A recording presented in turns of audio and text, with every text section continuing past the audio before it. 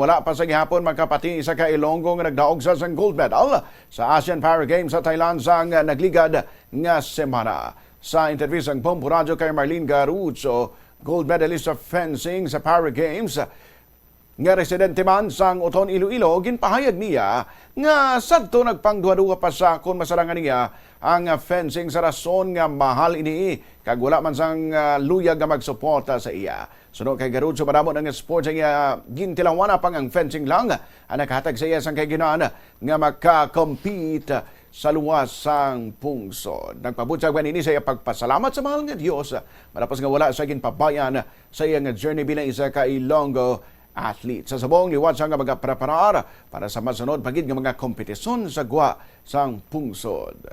Overwhelming as ta subong kag hindi ka mapati nga nakadala ta sang bulawan kag pila ka medalya sa sa pungsod sa Pilipinas kag sa akon man nga nga banwa sang uton sa bulig sa aton nga mahal nga makaako. Yes, na nakuha gid ang bulawan nga nga medal kag tatlo ka bronze nga tawag.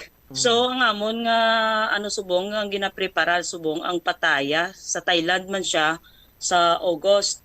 After August may Malaysia kami and then Asian Games sa Japan. Nabalikan ang Ilonggo nga si Marlene Garucho, gold medalist sa fencing sa ASEAN Games.